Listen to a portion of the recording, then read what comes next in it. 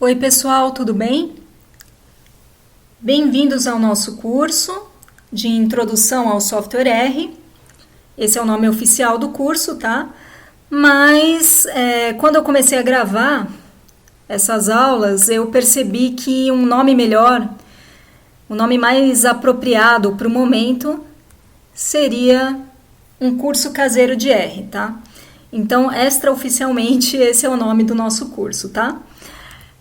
Bom, esse aqui é um curso optativo emergencial, multicamp, então tem pessoas de várias áreas diferentes aqui que estão interessadas em aprender R, né? Nós tivemos 532 inscritos e 100 vagas, tá?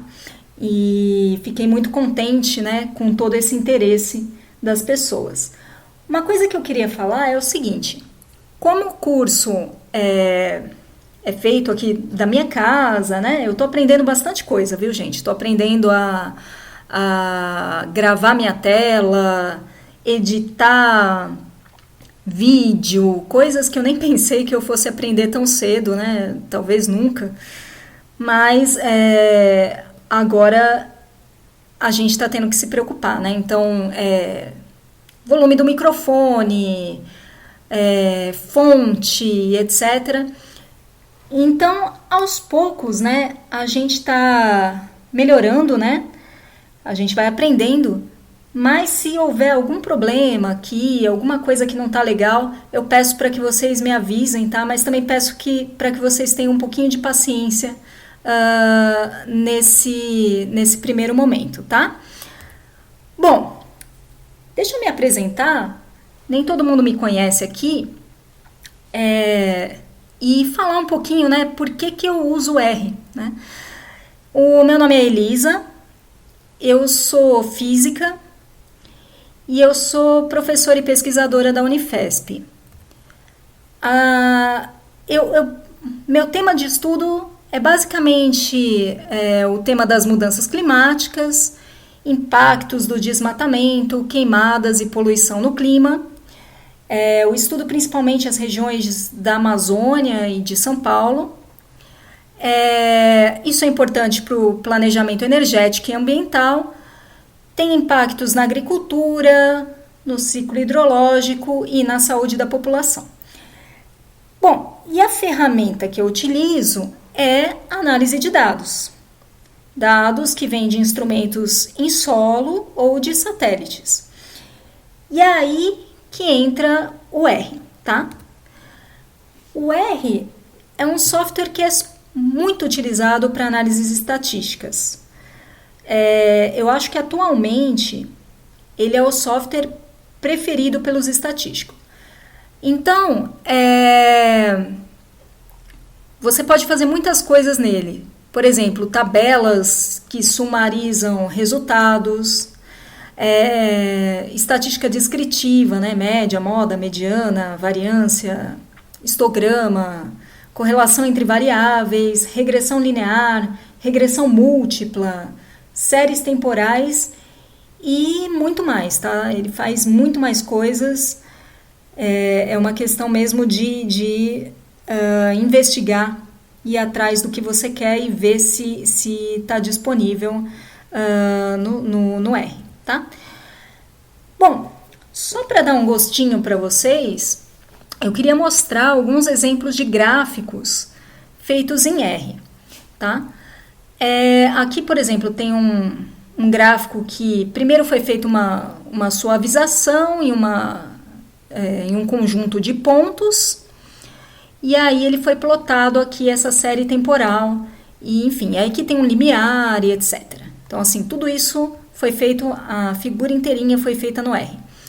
Você pode ter também duas séries temporais em um mesmo gráfico, aqui com as incertezas, tá vendo? Legenda. Aqui você tem um histograma, também com limiar aqui é um histograma de notas, tá? Esse gráfico aqui também é interessante, são só alguns pontinhos, mas é a média final versus número de aulas frequentadas, eu acho que eu gosto desse gráfico. E aí você pode fazer gráficos mais complexos. Por exemplo, você pode colocar dois histogramas sobrepostos, como é o caso aqui. Aqui você tem um histograma em rosinha, tá? Aqui tá o rosinha. Um histograma em azulzinho, sei lá que cor que é essa. E os dois histogramas estão sobrepostos no mesmo gráfico, tá? Você pode ter um histograma bidimensional, então você tem duas variáveis e, por exemplo, se eu quiser saber a quantidade de dados que eu tenho com essa variável aqui igual a 0,8 e essa variável aqui igual a meio, eu venho aqui e leio esse valor aqui. Então, vai estar um valor mais ou menos aqui da ordem de 17, etc. Tá? Aqui ele está, inclusive, em escala logarítmica. Eu posso fazer também um ajuste linear. Aqui eu tenho um gráfico que, na verdade, ele tem dois tipos diferentes de ajustes lineares, tá? Ele está até mais complexo, mas o que eu tentei fazer foi ajustar uma reta a esses pontos aqui, tá? E que é essa reta vermelhinha aqui. E essa reta vermelhinha pontilhada são os intervalos de confiança. Então, tudo isso você consegue fazer no R, tá? E todos esses valores aqui também foram fornecidos pelo R. Eu só coloquei ele aqui no gráfico, mas foi tudo fornecido pelo R. Você pode fazer um cronograma, por exemplo. Então, aqui é um cronograma. Aqui são projetos e o tempo de duração desses projetos. Eu falei que eu trabalhava com satélite, né? Então, aqui alguns exemplos de dados de satélite. Você tem, por exemplo, aqui, sempre você vai ter latitude e longitude e uma terceira variável plotada em função de latitude e longitude. Nesse caso aqui é fluxo no topo da atmosfera, tá? E você pode sobrepor mapas, né, a esse gráfico. Então, por exemplo, aqui você tem o mapa da América do Sul, aqui você tem todo o mapa mundi, e aqui nesse gráfico nem dá para vocês verem, mas eu incluí também aqui um pontinho que diz A e um pontinho que diz B, tá?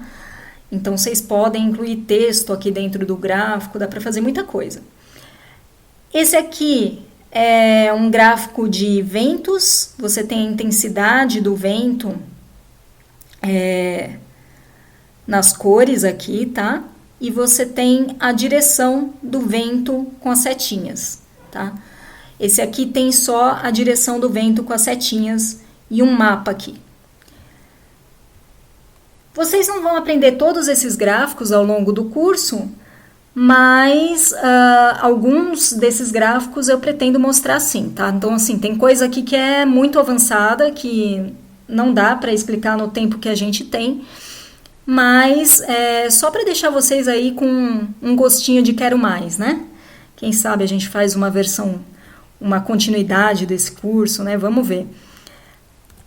Bom, alguns softwares similares ao R, né? Que talvez vocês conheçam, talvez vocês já tenham trabalhado com alguns deles. O mais conhecido, eu acredito que seja o MATLAB, tá?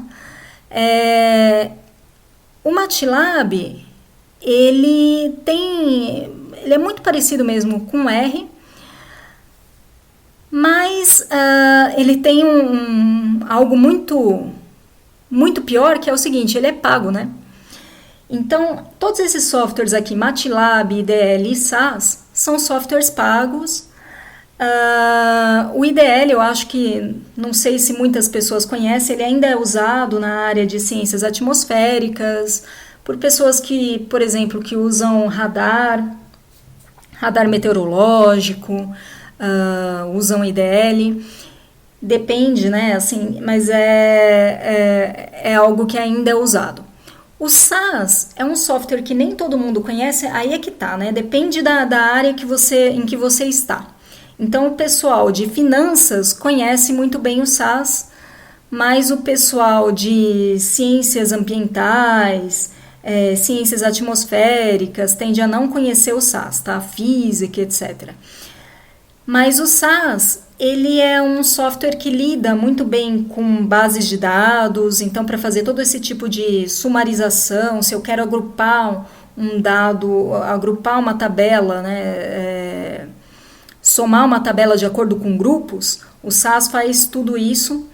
E ele é muito utilizado em bancos, por exemplo. Eu trabalhei um tempo em um banco, fiquei quase 3 anos trabalhando nesse banco, e o que se utilizava era o SAS. Ele é muito bom, só que, além de ser muito caro, né, ele não lida muito bem com gráficos. Então, em geral, quando eu utilizava o SAS, eu fazia toda a análise no SAS, mas quando eu precisava de um gráfico bonitinho, eu tinha que transportar para um outro software, IDL, MATLAB, R ou Python, tá? Bom, o R e o Python são os 2 softwares do momento, na minha opinião. São principalmente porque eles são softwares livres, né? Então, assim, eles são gratuitos, você não tem que pagar nada para ter toda a utilidade desses 2 softwares. E eles são open source. Tá? Eu diria para vocês assim, como vocês são jovens, se você tiver a oportunidade, também aprenda Python, tá? Eu acho que vale a pena vocês aprenderem essas 2 linguagens, que eu acho que é o que vai pegar agora no momento. Bom, como o R é um software livre, o que acontece é o seguinte: vamos supor que você queira fazer alguma coisa e essa coisa não funciona, ainda não existe no R, né? Você pode fazer, ou ela dá muito trabalho para fazer no R. Então você pode criar suas próprias funções, e aí, criando as suas funções, você pode agrupar elas em um pacote, você pode criar várias funções, agrupar elas em um pacote, desenvolver essas funções você mesmo, e aí você pode disponibilizar ela na internet para qualquer pessoa do mundo usar. Então isso é muito legal, isso é muito bacana, só que tem uma consequência disso que vocês vão perceber ao longo, conforme vocês utilizarem o software, que é o seguinte: você vai ter muitos caminhos para solucionar o mesmo problema. Então, às vezes, quando você precisa de alguma funcionalidade, você vai lá, procura na internet, você vai achar mais de uma maneira para fazer. Isso pode ser um pouco confuso, tá? Mas já vou avisando aqui, né? Então é assim. O objetivo do curso, desse curso em particular, é só dar um pontapé inicial para vocês mesmos, tá? Então, eu gostaria que vocês tivessem um primeiro contato com R. Tendo esse primeiro contato, vocês teriam aí a autonomia para, conforme vocês forem precisando, de acordo com a necessidade de vocês ao longo dos anos, vocês já saberem como funciona, onde procurar e etc, etc, tá? Isso vocês podem procurar, vocês podem utilizar o R, por exemplo, na pesquisa de vocês, caso vocês estejam fazendo uma iniciação científica, mais para frente, se vocês quiserem fazer um mestrado, ou mesmo no trabalho, tá? Muitas pessoas estão utilizando o R no mercado de trabalho. Bom, a maneira como eu pensei em dar esse curso é a partir de exemplos baseados no dia a dia do usuário de R, no caso eu, tá? Então, eu vou pegar, porque a verdade é o seguinte, gente: quando a gente está aprendendo uma coisa nova, às vezes a gente pena um pouco, né? Então, eu já apanhei bastante, e aí o que eu gostaria de fazer é passar a minha experiência para vocês, para que vocês apanhem menos no futuro, tá? Mas é lógico, né? Vai ser um pouquinho, não vai ser muito, Vai ser um pouquinho e vai ajudar vocês a apanhar menos no futuro. Bom, como é que eu pensei para a estrutura desse curso? Eu pensei o seguinte: eu vou disponibilizar aulas gravadas, tutoriais mesmo, né, de R. E aí eu vou pedir para vocês desenvolverem exercícios, né? Não adianta nada vocês só olharem a aula, né? Isso eu falo bastante para os meus alunos. Vocês têm que colocar a mão na massa. Então, a ideia é vocês assistirem a aula vai ser um passo a passo, vocês vão pausando o vídeo de acordo com a necessidade de vocês, pausando e fazendo a aula no R, que eu já pedi para vocês instalarem o R e o RStudio. Aí eu vou propor exercícios, além desses, né? E nesses exercícios eu gostaria que isso fossem atividades cooperativas. Quando eu pedir esses exercícios eu vou falar mais para vocês o que eu quero dizer com isso, mas basicamente o que eu penso é que vocês precisam se comunicar entre vocês. Então, o meio de fazer isso muito provavelmente vai ser fóruns de discussões para que vocês mesmos, os alunos, acessem, né?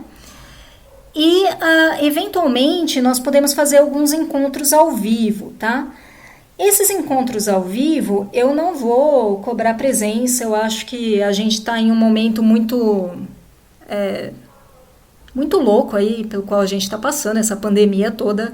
E, enfim, esses encontros ao vivo, eles são mais para ajudar as pessoas que estejam com algum problema, que não conseguem resolver, tenham interesse em participar, mas não são muitos, tá? E não é obrigatório. Bom, bibliografia, pessoal. Bibliografia, eu até coloquei, né, a própria página do R. Tem a Springer, ela disponibilizou vários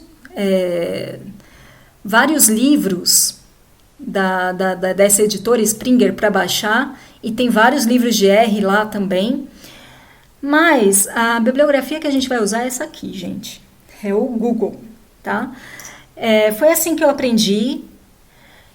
Então, conforme a gente for tendo algum problema, a gente vai lá no Google, how to... Aí, o Google dá a resposta, vocês vão ter um monte de página e vocês vão escolher a melhor resposta, tá? Então, nossa bibliografia de verdade vai ser o próprio Google. Mas não se preocupem também, porque as minhas aulas, eu vou deixar todas elas disponíveis, os códigos e tudo para vocês treinarem em casa. Gente, eu só queria encerrar com essa frase aqui. Essa frase ela foi uma amiga nossa que passou pra gente, e ela é da filosofia oriental. E eu acho que, dado o momento que a gente está passando, eu acho que vale a pena a gente encerrar com essa frase aqui, tá? Que é o seguinte: cada momento da vida é uma oportunidade de aprendizado. A gente está passando por uma pandemia aqui. Já falei para vocês que eu estou aprendendo várias coisas do ponto de vista profissional. Mas eu acho que assim, a gente vai aprender várias coisas, não só do ponto de vista profissional, como do ponto de vista pessoal.